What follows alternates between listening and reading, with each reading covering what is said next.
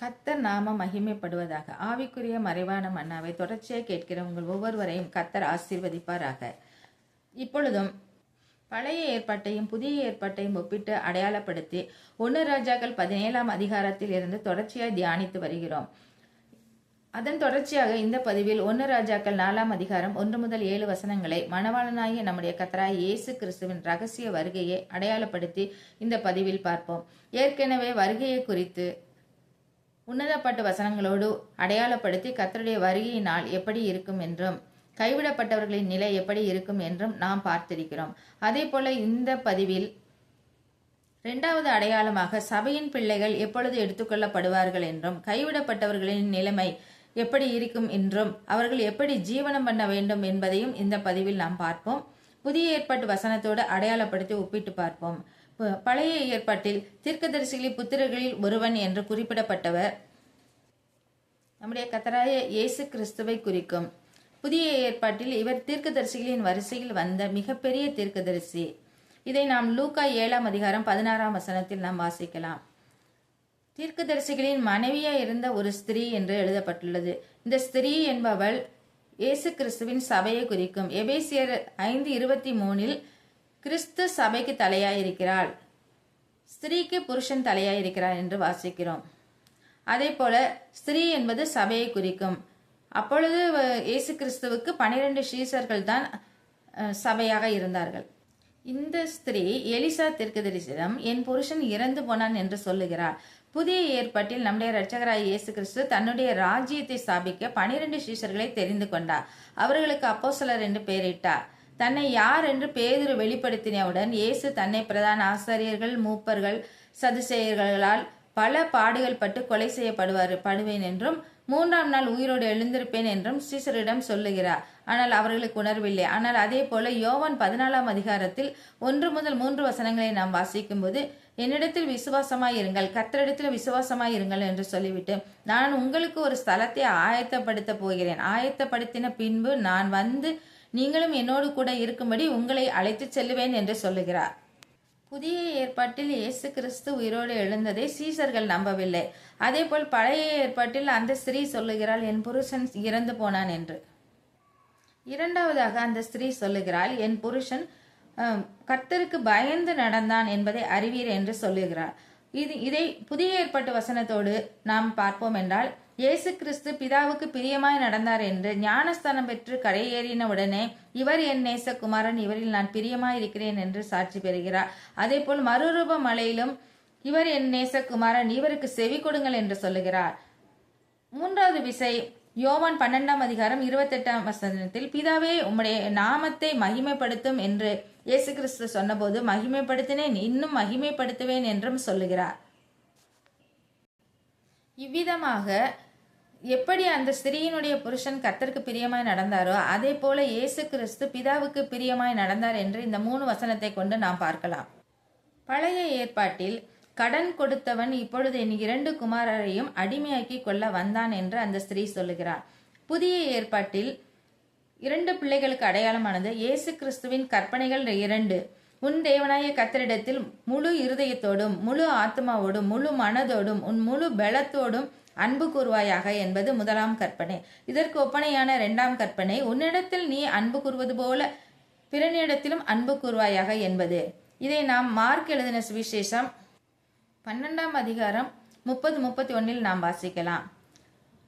Elisha அந்த ஸ்திரீயை பார்த்து பழைய ஏற்பாட்டில் சொல்றார், உனக்கு என்ன செய்ய வேண்டும், வீட்டில் உன்னிடத்தில் என்ன இருக்கிறது என்று கேட்கிறார்.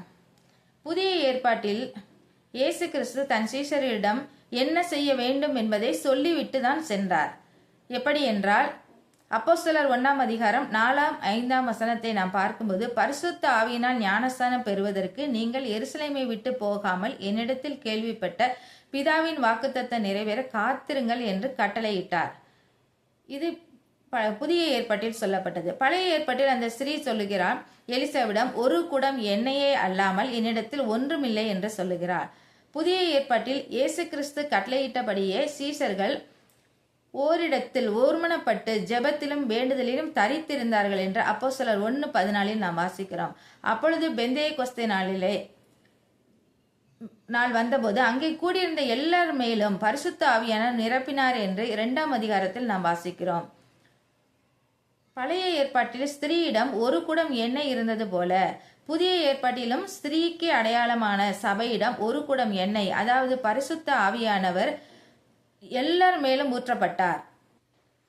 பழைய ஏற்பாட்டில் நீ போய், அந்த ஸ்திரியை பார்த்து எலிசா தீர்க்கதரிசி சொல்கிறார், நீ போய் உன்னுடைய அயல் வீட்டுக்கார எல்லாரிடத்திலும் வெறும் பாத்திரங்களை கேட்டு வாங்கி உள்ளே போய் உன் பிள்ளைகளுடன் உள்ளே நின்று இவர்கள் அந்த பாத்திரங்களை கொடுக்க அவள் அந்த பாத்திரங்களை எல்லாம் நிரப்பும்படியாக அந்த எலிசா தீர்க்கதரிசி சொல்லுகிறார்.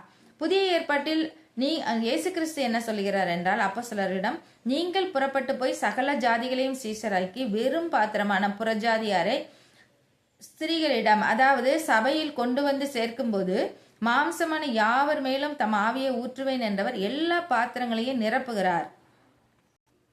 சபைக்குள்ளே வருகிற எல்லா பாத்திரங்களையும் கர்த்தர் பட்சபாதம் இல்லாமல் நிரப்புகிறார். நிரப்பப்பட்ட பாத்திரங்களை ஒரு பக்கத்தில் வை என்று எலிசா தீர்க்கதரிசி அந்த ஸ்திரீயிடம் சொல்லியிருக்கிறார். அதே புதிய ஏற்பாட்டில் சபைகளை கொண்டு வந்த பரிசுத்த ஆவியினால் நிரப்பப்பட்ட பாத்திரங்கள் மாறுபாடுள்ள இந்த சந்ததியை விட்டு விலக்கி ரட்சிக்கப்பட்டவர்களாக பிரித்தெடுக்கப்பட்டவர்களாக ஒரு பக்கத்தில் தனியாக பிரித்தெடுத்து வைக்கிறார்கள். இவர்கள் பிரித்தெடுக்கப்பட்ட சந்ததி, இயேசு கிறிஸ்துவின் சந்ததி. பழைய ஏற்பாட்டில் தன் மகளிடம் இன்னும் ஒரு பாத்திரம் கொண்டு வா என்று அவள் கேட்கிறாள். அந்த ஸ்திரீ அதற்கு அவன் வேறே பாத்திரம் இல்லை என்று சொல்லுகிறான். அப்பொழுது எண்ணெய் நின்று போனது என்று நாம் பழைய ஏற்பாட்டில் வாசிக்கிறோம். புதிய ஏற்பாட்டில் பெந்தேகோஸ்தே நாளில் இருந்து இன்றைக்கு வரைக்கும் பரிசுத்த ஆவியானவர் ஊற்றப்பட்டு கொண்டே இருக்கிறார். ரோமர் 11:25 படி புறஜாதியாருடைய எண்ணிக்கை நிறைவு உண்டாகும் வரைக்கும், புறஜாதியாருடைய ரட்சிப்பு எண்ணிக்கை நிறைவாகும் வரைக்கும் பரிசுத்த ஆவியானவர் ஊற்றிக்கொண்டே இருப்பார். அந்த எண்ணிக்கை நிறைவடைந்தவுடன் மணவாளனாகிய கர்த்தராகிய இயேசு கிறிஸ்துவின் வருகை இருக்கும். அப்பொழுது நிரப்பப்பட்ட பாத்திரமாய் பிரித்தெடுக்கப்பட்ட இயேசு கிறிஸ்துவின் சந்ததியாய் வாழ்ந்தவர்கள் அவரோடு கூட செல்லுவார்கள். எப்படி பழைய ஏற்பாட்டில் பாத்திரத்தில் எண்ணெய் இல்லை என்று சொன்னவுடன் பாத்திரத்தில் ஊறிக்கொண்டிருந்த எண்ணெய் நின்று போனதோ, அதே போல பரிசுத்த ஆவியானவர் எடுத்துக்கொள்ளப்படுவார். எப்படி இயேசு கிறிஸ்துவின் ரகசிய வருகையில் பரிசுத்தவான்கள் எடுத்துக்கொள்ளப்படும் போது பரிசுத்த ஆவியானவரும் எடுத்துக்கொள்ளப்படுவார். இதை நாம் 2 தெசலோனிக்கர் 2:7-8 நாம் வாசிக்கலாம். அக்கிரமத்தின் ரகசியம் இப்பொழுது கிரியை செய்கிறது, ஆனாலும் தடை செய்கிறவர், அதாவது பரிசுத்த ஆவியானவர் நடுவிலிருந்து நீக்கப்படும் முன்னே அது வெளிப்படாது, நீக்கப்படும் போது அந்த அக்கிரமக்காரன் வெளிப்படுவான் என்று எழுதப்பட்டுள்ளது.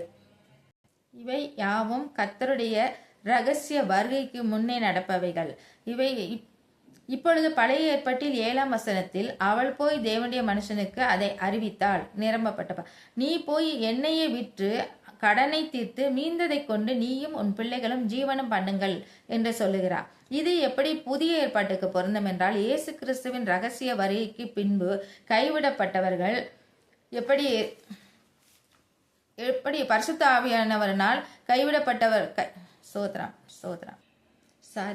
பரிசுத்த ஆவியானவர் எடுத்துக்கொள்ளப்பட்டதால் கைவிடப்பட்டவர்களுக்கு பரிசுத்த ஆவியானவர் இருக்க மாட்டார். இந்த கிருபையின் காலத்தில் பெற்றுக்கொண்ட வசனம், வாக்குத்தத்தம், பெலன் இவைகளை கொண்டுதான் ஜீவனம் பண்ண வேண்டும்.